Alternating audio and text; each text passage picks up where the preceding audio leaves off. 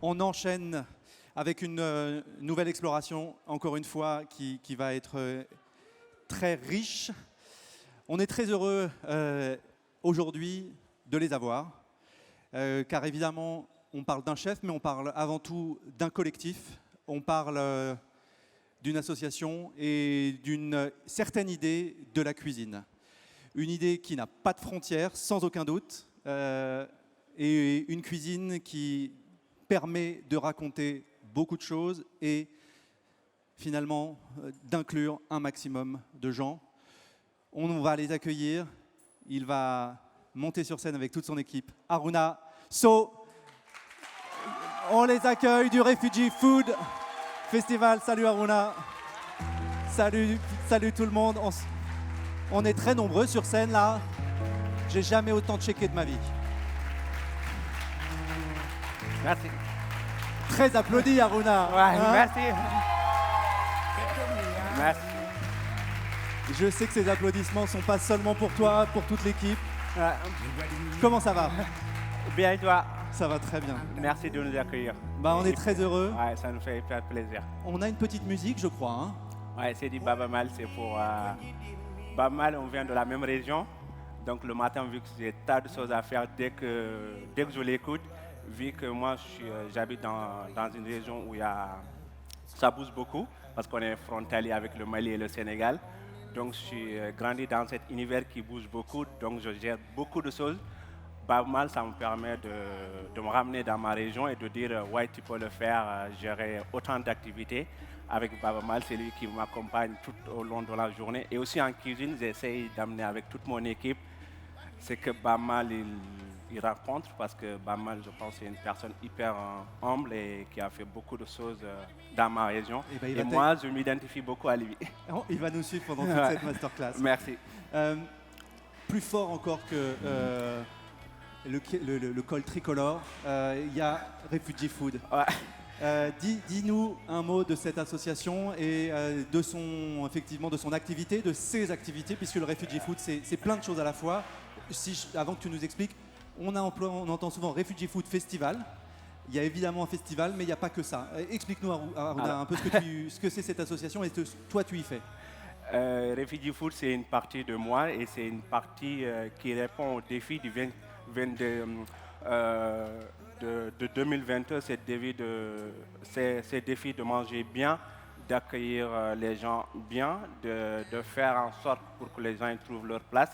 Et tous ces défis-là, c'est porté par le Refugee Food. Avant, c'était le festival qui s'est développé. Par ailleurs, on a développé plusieurs activités, notamment l'aide alimentaire qu'on a développée depuis 2020, le Refugee Food Traiteur qui nous permet de financer nos projets, et deux programmes de formation tournesol pour accompagner des personnes qui ont eu le parcours comme moi à commencer à intégrer dans la société, parce qu'on intègre grâce au travail. Donc on les forme pour devenir des agents de restauration. En plus de ça, on a développé Sésame qui répond vraiment au manque de besoins en cuisine, qui forme des comités de cuisine, dont ici Nabintou. Voilà. Peut-être tu pourrais présenter toute ton équipe, s'il te plaît. Parce que donc il y a Antoine qui nous a rejoint maintenant il y a 6 mois, qui bosse avec nous au Cantine des Arbisses. Denis, c'est une bénévole qui nous a accompagnés pendant le premier confinement, et le deuxième. Je pense que c'est hyper important que je l'invite sur scène, parce qu'au Refugee Food, on a des salariés, mais aussi on a des bénévoles qui nous accompagnent tous les jours. Et c'est hyper important de voir une bénévole dans notre équipe sur cette scène. À côté de ça, on a Arthur qui bosse avec moi au Wallo, c'est le grand chef, c'est un pâtissier qui s'est reconverti comme un grand chef cuisine avec les produits que j'utilise beaucoup chez Wallo, les produits ouest-africains. Nabintou qui nous vient du Côte d'Ivoire, ici de nos centres de formation qu'on a recrutés pour le Cantine des Arbisses. Il y a Lydie qui nous a rejoint il y a 5 mois au Cantine des Arbisses. Et il y a Abdallah aussi ici dans nos centres de formation qu'on accompagne en tant que salarié en insertion. Parce que nous aussi, on a des salariés qui ont reçu des parcours, des formations classiques. Et il y en a d'autres qui ont fait nos formations Sésame, Tournesol et qui ont aussi besoin d'autres accompagnements pour aller encore plus loin. Du coup, on les recrute en tant que commis de cuisine, le temps de les apprendre encore plus le métier, de s'approprier ce métier d'être un cuisinier qui n'est pas facile, sachant que moi et Nabintou Abdallah, on vient dans des pays où c'est hyper compliqué de travailler dans la restauration. Et nous, au Refugee Food, on les accompagne pour qu'ils s'approprient de cette passion, parce qu'on n'exerce pas un métier de cuisinier pour payer ses loyers, on exerce parce qu'on a beaucoup d'amour envers ses collègues d'abord, et en plus de ça, envers les clients qu'on accompagne. Qu'on reçoit tous les jours dans nos restos, et aussi beaucoup d'empathie pour les personnes qui mangent très mal. Aruna, merci. Évidemment, la présentation de cette équipe permet de donner un peu la mesure de cette association et du projet général. Je sais qu'il y en a quelques-unes qui sont dans la salle qui contribuent vraiment très, très largement. Il y a aussi un restaurant, Aruna, parce que c'est des aventures collectives, mais il y a aussi des nouvelles aventures qui se créent. Raconte-nous un petit peu où est-ce que tu en es justement de ces ouvertures. J'ai ouvert Wallo il y a en avril 2018. Qui se situe où dans le 2e arrondissement rue Alexandrie, ça se situe au espace de coworking. En fait, Wallo, je l'ai ouvert parce que j'avais senti ce besoin-là. Et le projet Refugee Food aussi, ils ont une but d'accompagner des personnes comme moi, comme autres, de prendre des projets. Après, on ne peut pas juste commencer à construire une vie. On sait qu'on est stable, je vais aller droit au but, financièrement, et se lancer sur les projets, c'est hyper compliqué. Et donc, pour moi, Wallo, ça me permettait de prendre la température et aussi de réaliser le projet de Refugee Food qui a le but d'accompagner des personnes pour monter leur propre projet. Après, comme j'ai dit, il ne faut pas juste être, on commence à s'intégrer, on commence à aller d'autres projets. Peut-être on peut monter très vite et après la descente, ça va être hyper dur. Donc Wallo, ça me permet vraiment de prendre la température petit à petit et à continuer d'œuvrer ce que je fais tous les jours au Refugee Food. Aruna, on va cuisiner. Aussi. Évidemment, il y aurait beaucoup de choses à en dire, mais il y avait l'ambition aussi de montrer cette cuisine que toi tu pratiques à la fois au Wallo, mais aussi dans toutes les activités du Refugee Food, et de mettre en avant cette cuisine ouest-africaine qui permet de raconter effectivement ton histoire. Explique-nous un peu ce que tu as prévu, parce qu'il y a pas mal de choses, il va falloir envoyer. Ah ouais, là il faut vraiment envoyer, il faut se mettre. Tu ne veux pas leur demander de commencer? Oui, ils vont commencer. Là, on explique, après, on va commencer. Du coup, on va commencer. Nabintou Abdallah, on va commencer. Tu peux venir par là, s'il te plaît, Abdallah. Nabintou, tu peux commencer par là. Est-ce que tu peux expliquer ce que les uns et les autres ont réalisé, du coup? Moi, je fais... avant, j'ai suivi des formations classiques de la cuisine française. Je ne vais pas revenir là-dessus. J'ai été formé dans des maisons françaises. J'ai toujours pratiqué la cuisine française, mais il y a eu un moment dans ma vie, j'avais besoin de retrouver cette identité. Et il y avait aussi un engagement de montrer d'abord ma famille. Il y a aussi les hommes qui cuisinent le mafé, qui sont capables de faire de la cuisine avec les plats qui viennent de chez nous. Ça sent que je mange tous les jours mafé, tchèp et attiéké, mais je n'ai jamais eu l'occasion de les cuisiner. Et même si je rentrais du travail chez moi à Paris, j'allais acheter du mafé des affêtes. Je dis pourquoi pas moi pas de le retravailler, mais de le mettre en avant parce que ça fait partie de ma culture. Donc c'est à moi de défendre ça. Et du coup, je fais une cuisine ouest-africaine avec les produits qu'on trouve ici. Je pense que c'est hyper important quand même de faire sa cuisine, mais avec les produits qu'on trouve ici. Ça n'aurait pas tellement de sens d'imaginer d'importer en avion des produits. Ah non, jamais. Déjà. Et alors, explique-nous un peu, donne-nous un peu le cadre des recettes et des plats que vous allez préparer. Du coup, on va faire le couscous de mil. En fait, souvent quand on parle de la cuisine ouest-africaine, on met beaucoup en avant le mafé, le tchèp. Tout à fait. Étant donné que le plat le plus consommé, en tout cas chez moi dans ma région, le Fouta, c'est le couscous qu'on consomme en plat salé et aussi en dessert. Là, on va faire un chakri, c'est Nabintou qui va le faire. C'est des toutes petites graines qu'on fait avec les zestes qui ne sont pas simples à faire. Vu de l'œil, on croit que c'est simple, mais c'est hyper compliqué. Même moi, j'ai pris beaucoup de temps avec ma mère, ma femme, de les faire.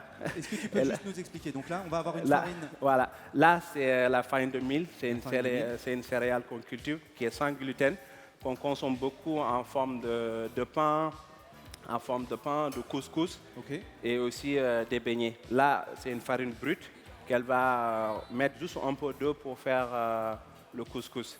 Et derrière, Alors peut-être d'ailleurs on Ouais. va demander que certains passent, Ouais. passent en On face va- pour qu'on Ils puisse vont un peu venir. voir ce qui se passe. Hein? Tout est prévu. Ouais. Du coup, Mettez-vous là où il y a de la place. ok. Exactement. Ouais. Du coup, on va faire la moutarde. Abdallah, tu peux venir s'il te plaît. On sait qu'en ce moment, on parle beaucoup de la moutarde. Tout à Déjà, il fait. n'y en a Grosse pas. pénurie de moutarde. Ouais, grosse pénurie. Et aussi, nous, en fait, on a des produits qu'on consommait avant ma naissance, qui sont hyper populaires. Et là les gens, vu qu'ils ont commencé à avoir, ils ont le privilège d'aller acheter des produits importés d'Europe. Du coup, ils oublient tout ça. Donc, si tu ne manges pas quelque chose venant d'Europe, t'es rien. Et je pense que maintenant, il faut juste qu'on s'assoie 2 minutes, on réfléchit, on dit que stop, on a des produits, il faut les mettre en valeur. C'est ça qui va rester des personnes comme moi, comme d'autres dans nos pays, parce qu'on parle beaucoup de liberté, tout ça. Mais moi, je pense aussi que la liberté, ça commence d'abord à consommer ce qu'on a sous nos yeux. Parce que là, on se sent déjà libre parce qu'on n'est pas dominé. Et du coup, il y a le néré qui pousse Alors qu'est-ce beaucoup. que c'est? Explique-nous. Voilà, le néré, c'est des grosses fèves, c'est comme du cacao, ça vient de l'arbre acacia. D'accord. Il y a une poudre jaune qui nous permet de faire des bonbons. Donc là en fait ça va être un produit qui va être mis en poudre et retravaillé pour donner cette forme. Là c'est un produit brut. Par Ok. exemple, les mamans ou les grands-mères, C'est avant, ce produit-là qu'elles achètent. voilà, avant, c'est cette produit. Non, déjà, c'est une plante sauvage, donc ils n'achètent pas. Elles achètent Ouais, d'ailleurs, comme beaucoup de produits en Afrique, ils n'achètent pas. Du coup, ils récupèrent le produit, ils donnent les enfants pour les manger comme des bonbons. Et après, D'accord. on récupère ces fèves-là. Les fèves, on les fait bouillir, Ok. torréfier et moulir. Ça nous donne le sumbala qu'on assaisonne pour le mafé, comme beaucoup de ragoûts d'ailleurs dans la cuisine ouest africaine. Du coup, la moutarde avant, c'était faite à base de l'alcool de sorgho ou de maïs. Du coup, c'est compliqué quand même de trouver ces alcools-là, même si, étant donné que moi, je vis dans une famille hyper conservateur. Donc, même si je travaille beaucoup le vin, l'alcool, mais pour le faire, je ne le fais pas personnellement pour des croyances personnelles. Du coup, j'ai remplacé ça avec du vinaigre de cidre Ok. et du kombucha pour fermenter la pâte. Et après, dès qu'on a fini de faire la moutarde, je vais tout ramener le bouillon. On prend le fouet, tu peux prendre ça. Juste peut-être en attendant, est-ce qu'on peut faire un petit plan sur, Ouais. sur effectivement le couscous? Non, Parce c'est que bon. On voit la graine qui est en train de se... Voilà. Ça demande beaucoup de patience. C'est pour cela, pour le faire, il faut avoir beaucoup de patience. On ne peut pas aller vite. Les gestes, ils sont hyper compliqués à réaliser. Mais moi, j'ai pris au moins 8 mois pour le faire. Donc, quand j'ai vu la candidature de Nabintou, j'ai dit, waouh, là, il y a une personne qui va compléter mon apprentissage de couscous. Du coup, tu prends juste une cuillère, s'il te plaît. Je vais laisser Abdallah le faire. Ça va. Et quand tu parles de moutarde, Ouais. donc ça veut dire qu'il y a une certaine puissance. Il y a une texture, il y a ce goût de fermentation. Pardon, excuse-moi. Tu peux mettre 2 cuillères. Ouais, par là. Voilà, ça c'est bon. Mais on est d'accord que ces produits-là, évidemment, tu dois les importer, on est d'accord. Là, oui, je dois les importer. On n'en trouve, on Et n'en cultive ça- pas en France et on n'en trouve pas évidemment ouais, sauvage. prochainement, on va les retrouver dans Wallo Épicerie parce Ok. qu'on a une but aussi de promouvoir ces produits-là. Parce que je On y prends- va. Voilà, là, je vais juste mettre un pot de bouillon. Donc Après, on a tu un mélanges. bouillon, c'est un bouillon Ouais. de... Là, c'est un jus de vinaigre de cidre Ok. et un kombucha de mangue passion qu'on a goûté, testé pour vraiment rester sur ce goût de moutarde et ne pas ressentir déjà la mangue. Après, la mangue, c'est des produits qu'on utilise beaucoup chez moi parce que moi, tous les produits que j'utilise en France, je les utilise pour vraiment, quand je rentre, parce que j'ai un projet de rentrée, et comment je veux les faire, comment je peux les travailler. Du coup, mon existence ici en France, ça me permet d'apprendre beaucoup de choses parce que moi, mon projet, c'est de repartir. De repartir. J'ai toujours venu pour grandir et après repartir avec beaucoup de valises. Ouais, pas trop vite, s'il te plaît, Ouais. Aruna. Peut-être on pourrait envoyer quelques Si, petites choses dans le public pour ouais. justement, on est on en train de va travailler. envoyer les épices. Est-ce qu'on peut demander à un de nos camarades, ou alors vous allez en On salle, va vous, rajouter un mesdames? peu de bouillon. Eh bien, très bien. Ouais. Donc là, juste, est-ce que je peux t'en prendre une, s'il te plaît? Allô, allô? Ouais, ouais. Juste pour préciser peut-être, hein. Aruna, Ouais. ce qui part en salle, allez-y mesdames. Hein. Ouais. Donc là, on va voir ce qu'il y a sur le... Ouais. Là, vous allez avoir le composant brut de Néré. Les poudres, c'est pour faire la moutarde et les bonbons. Et les fèves, c'est ça ce que je disais avant, c'est on va les faire bouillir, torréfier et mouler. C'est pour assaisonner le mafé. On fait comme ça, hein, comme le sucre. Du coup, ça. C'est pas trop piquant, Aruna? Deux. C'est pas trop piquant une fois que c'est... Non, non, c'est pas piquant. Okay. Voilà, là c'est bon. Tu peux remettre un pot de bouillon. Moi aussi j'en profite. Hein. Ah, il faut. Ouais. Voilà. Et là, on va envoyer le premier plat. C'est un peu sucré, effectivement. Hein. Ouais, ces produits-là, ce qui est incroyable, que ça pousse dans nos forêts et maintenant on ne les mange pas. Et moi, quand je rentre chez les gens, ils me disent, quand je leur dis, les gars, vous mangez très mal. Et il y en a qui prennent ça pour une personne qui est partie, qui est à Paris, qui travaille. Moi, je lui dis juste, si vous, le fait de manger bien, c'est de manger les aliments qui sont autour de vous. Ce n'est pas de manger des boîtes qui viennent d'Hollande. Même les Hollandais, ils ne mangent pas. Donc, et ça pousse à gogo dans nos forêts qu'on a beaucoup de mal à utiliser dans nos cuisines, à part le Soumbala. Du coup, maintenant, actuellement, les gros producteurs de Soumbala, qu'est-ce qu'ils ont fait? Parce qu'il n'y a personne qui ne veut manger cette poudre-là, ils les font bouillir, ils les perdent, ils les jettent, étant donné que ça peut faire une bonne moutarde. Je vous laisse juste voir la texture. Est-ce que tu peux la mettre là, peut-être sur cet axe de caméra, je crois? Ouais. Non, on le voit bien. Là, il n'y a pas de E46, il n'y a rien du tout. Et là, je peux goûter ça? Ouais. Effectivement, on retrouve déjà la texture.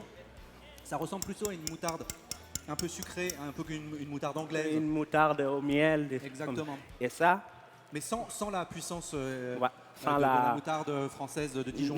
Non, parce qu'il faut mettre des esters, tout ça. Et là, c'est un produit brut, naturel, où il n'y a pas beaucoup d'ingrédients. Donc tu vas l'utiliser vraiment comme un condiment. Voilà. Et là, on peut l'utiliser soit pour un condiment pour accompagner des halocots, soit des viandes de dibi grillées à la plancha, soit on fait une mayonnaise. Et là, ce qu'on va faire, c'est qu'on va faire une mayonnaise. Okay, on va juste récupérer. Ceux qui ont goûté ça, comme moi, je pense que ça colle aux dents. Hein. Moi, j'en ai un petit peu. Mais du coup, ça fait durer le plaisir. Ça a une belle longueur en bouche. Allez. On va présenter le mafé. Voilà. On va présenter le mafé. Alors, le mafé, est-ce que tu peux déjà nous réexpliquer ce qu'est vraiment le mafé? Alors, le mafé, il y a différentes formes de mafé. On t'écoute, hein, vas-y. Les Bambara, ils veulent faire du mafé avec beaucoup de gombo. Okay. Si vous allez chez les Peuls, c'est moins de gombo. Ce que j'ai découvert en France quand je suis arrivé, c'est le mafé sans gombo. Moi, je peux dire, une fois j'ai dit ça à ma mère, elle m'a dit, comment tu peux manger un mafé sans gombo? Parce qu'en fait, le mafé, il faut savoir, l'élément principal, c'est le beurre de cacahuète et le gombo. Beurre de cacahuète et gombo. Voilà. Donc on va avoir cette texture gélatineuse du gombo qui va lier la sauce. Il y a beaucoup de monde qui mettent plus de beurre de cacahuète pour avoir une sauce épaisse, mais non, ce n'est pas le beurre de cacahuète qui fait épaissir la sauce. Ce qui fait épaissir le mafé, c'est le gombo. En fait, on met moins de beurre de cacahuète et le gombo à la fin, c'est ça qui va permettre de lier les sauces. Et le gombo, c'est un légume qui nous permet de lier toutes les sauces. Il n'y a pas besoin de faire un roux, il n'y a pas besoin de faire de la farine pour l'épaissir. Vraiment, le gombo, c'est fait pour épaissir la sauce. Et du coup, là, qu'est-ce qu'on a ici Là, on a le riz cuit directement avec l'aubergine et le mafé en siphon parce qu'on trouve beaucoup la sauce beurre de cacahuète pour le manger en... Attention. Voilà. On va le refaire. Ouais. Tu veux une deuxième assiette? Non, ça va aller. Non, parfait. Ça va aller. Très bien. On est en tête, donc on va faire comme si on était en service. Il n'y a pas besoin de changer. Ouais. Là, c'est le siphon de mafé, parce qu'on trouve que le mafé, pour les mounies en dégustation, on peut se dire que c'est un plat lourd. Le fait de le mettre en siphon, ça permet vraiment de l'aérer Et Oui, pour, de toute façon, tu disais, ouais, il est naturellement allégé puisque tu vas réduire la quantité de beurre d'arachide. ouais, de beurre d'arachide. Et pareil, même si on le met au siphon, il n'y a pas besoin de rajouter d'autres aliments parce qu'il y a le gombo qui tient la texture. Si on remet des gaz, encore ça nous donne vraiment une sauce hyper mousseuse, qu'on peut dire même onctueuse, et qui ne va pas tomber. Il n'y a pas besoin de rajouter d'autres aliments. Juste la texture du gombo, c'est ça qui va le permettre de le tenir. Et j'aime bien le mettre avec des aubergines, parce que moi je considère que les aubergines c'est un légume formidable qui pousse beaucoup partout, qui ne demande pas beaucoup d'énergie à cultiver. Et moi, comme j'ai dit avant, je ne vais pas le répéter encore, j'utilise beaucoup des produits que si je rentre au Sénégal ou au Mali, je sais que tout ça, j'ai travaillé avec pendant 2 ans. Tu pourras les retrouver. Si ça marche. Et les aubergines, on les trouve facilement au Sénégal et au Mali, aussi en Mauritanie. On va juste se voir Nabintou. Comme je vous disais, en fait, le couscous, il faut faire juste par là. Le couscous, il faut être hyper patient pour le faire. Franchement, c'est pas des trucs qu'on... On va le terminer ou pas Ouais. sur Là, scène ouais, là, il manque un petit peu. On va le faire. Là, dès qu'elle le fait, nous, ce qu'on fait, c'est qu'on le laisse prendre jusqu'à 30 minutes. Ok. Et sinon, ce qu'on fait, on le fait sécher. Et s'il y a besoin de manger un couscous, on a juste à allumer le couscoussière et le mettre dedans. Ok. Ouais. Et là, il se passe plein de choses derrière, mais le mafé, il est où? On va le laisser devant. Voilà, on n'a pas vu ce qui s'est passé ici, là. Hein, donc, est-ce que tu veux pas nous en parler encore? Ouais, on y va, si vous voulez. Alors, on passe peut-être de l'autre côté, s'il vous plaît. Ouais, là, ils vont amener toutes les autres. On va dresser le poulpe. Ouais, tu peux le mettre ici. Là, on est bien. Là, c'est le mafé pour Donc commencer. là, cette première assiette, elle est dressée, elle est prête à envoyer entre. Voilà, elle est prête à envoyer. Ça t'en aura besoin? Ouais, Ok. pour la déco. Et la deuxième assiette, ça va être le garba. Le garba, c'est un plat qui vient de Côte d'Ivoire. C'est un plat que j'ai découvert quand j'étais au Sénégal parce qu'il y a une forte communauté ivoirienne à Dakar. Du coup, avant de la checker, on va finir le poulpe. Il se passe quelque chose, Aruna, en ce moment, sur cette cuisine ouest-africaine. On est en train de voir émerger effectivement des cuisinières, des cuisiniers qui travaillent effectivement autour de ces régions. On ne va pas parler tellement de cuisine nationale, mais de cuisine effectivement territoriale.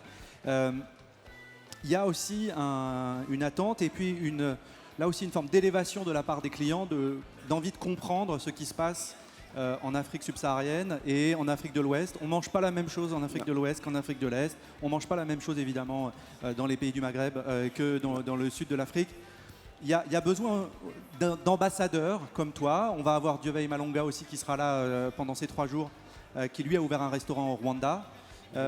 Où est-ce que tu situes aujourd'hui la cuisine africaine dans son évolution? Où est-ce qu'on en est selon toi? On a besoin encore, nous, les clients français à Paris, de bien comprendre de quoi on parle? Alors, pour moi, c'est hyper compliqué de me positionner sur cette question. En tout cas, ce que je sais personnellement, moi, je suis issu vraiment des villages.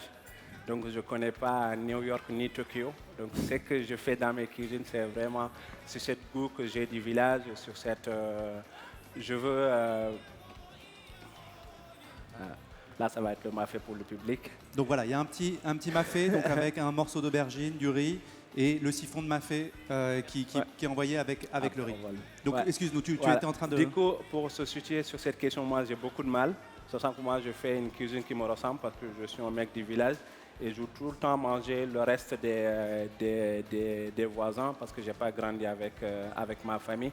Donc vraiment pour faire une cuisine hyper sophistiquée ou dénaturée pour plaire certaines, moi je ne suis pas, personnellement, je parle à titre personnel, je ne suis pas d'accord avec ça. D'ailleurs c'est pour cela que je parle beaucoup le gombo dans le mafé parce que souvent quand je travaille, j'ai laissé mes collègues pour rendre visite à ma tante. Dès qu'on vient me dire, ouais le mafé, j'ai peur de mettre du gombo parce que peut-être pour ne pas froisser tes collègues, je dis, mais tata, fais ce qui te ressemble, peut-être ça va les plaire ou non, mais reste authentique. Et là, je vois beaucoup d'évolutions sur la cuisine qu'on dit beaucoup ici en France africaine, sachant que l'Afrique, c'est 54 pays et différentes ethnies. C'est comme si on parlait de la cuisine européenne, du Portugal à la Finlande, ce serait la même chose. Même juste moi et Nabintou qui vient d'Abidjan et moi qui viens de Kaïhédi, on ne mange pas la même chose et on ne mange pas les mêmes assaisonnements, les mêmes textures. Et du coup, si j'arrive en France, on golaboli, on met tout dans une calebasse, l'Afrique. Je dis, c'est dommage en fait d'associer la France et l'Afrique, sachant que l'Afrique c'est plus grand que l'Union européenne. Je ne fais pas de la politique, mais en tout cas c'est plus grand et il y a différentes ethnies. Juste là où j'habite, il y a des Soninké et les Bambara, on ne mange pas la même chose. Du coup, il y a différents plats, il y a différentes cultures et les modes d'assaisonnement. Et pour dire une cuisine africaine, déjà c'est un peu réducteur.